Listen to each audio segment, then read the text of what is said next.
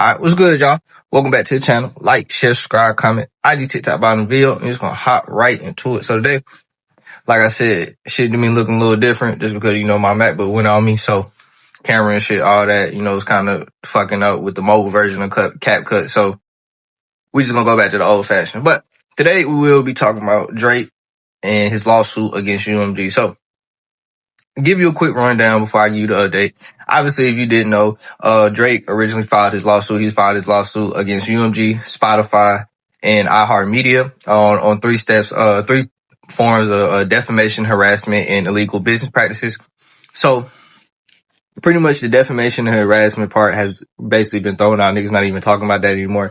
Basically the defamation part obviously was the rap lyrics and things of that sort, which I always thought wasn't really gonna stand because they both were saying things about each other that they may have not been able to prove with the pedophile and the woman beater shit.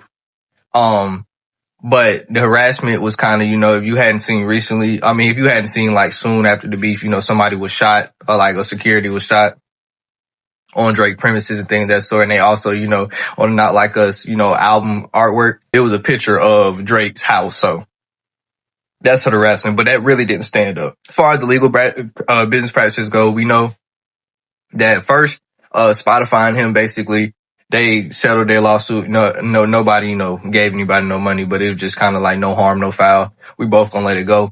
iHeartMedia had to withdraw their part of the lawsuit because if you didn't know, iHeartMedia was being looked at by the FCC and the federal, commissions. Fucking, I don't give a fuck about the abbreviation, but they were looked at the FCC, and for payola, basically. And why I always thought, people are being blind and being fishy at this because if iHeartMedia is being accused of payola and while they're already, being accused by somebody else of illegal business practices involving payola, why is that not fishy to anybody else? What's going on?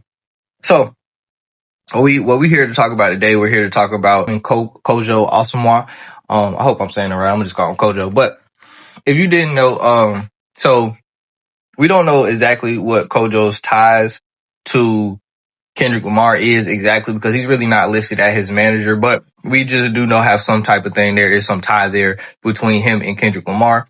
And so what basically happened in the last couple months, I think it was like the middle of July, we found out that Drake, well, one, he's a witness on the case and they're trying to subpoena him so he can come basically, talk about his role and things of that sort. So if his role in, what they're assuming in the legal business practices.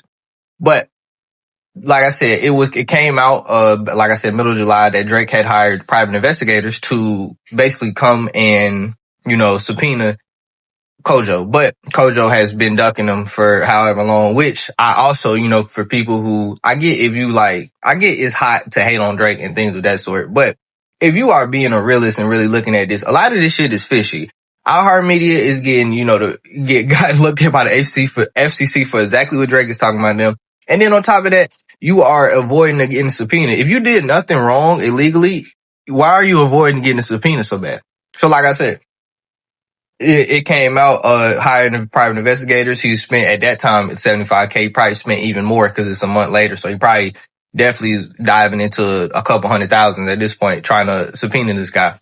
But, we just got from a judge granted, it was either yesterday or Thursday. This is Saturday today, but that the judge, granted that they are able to subpoena him through secondary methods. So if you don't know, or serve him, I should say, through secondary methods. So if you don't know how subpoenas and serve work, usually they have to, you've been served. They have to catch you out in person. You've been served.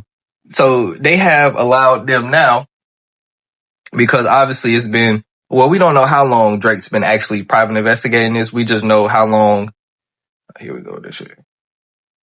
We don't know how long he's been using a private investigator. We just know that he's been doing it. And it came out about a month ago. But, obviously if it just came out about a month ago, he's probably been doing it for at least 2 months, something way longer than that. So what they are basically saying, through alternative methods, the alternative means email, door posting, and certified mail. So that's, that makes it a lot easier for them to be able to serve them. Obviously, email, certified mail, door posting. If you do all three, the door posting for sure is like, nigga, you can't miss this, especially you live at these addresses. The, certified email shit, it's at this point, it's like they're allowing him to be served in a way where he can't miss it. And I feel like if the judge is like, damn, nigga, even after all this time, and I'm gonna grant this for secondary means, that means the judge has, some belief that Drake has some ground to stand on. So I'm not really understanding when people look at this case and they're like, just like, oh, he's suing.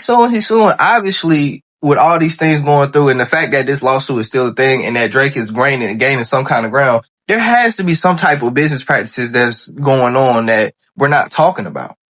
But yeah, that's pretty much all the news.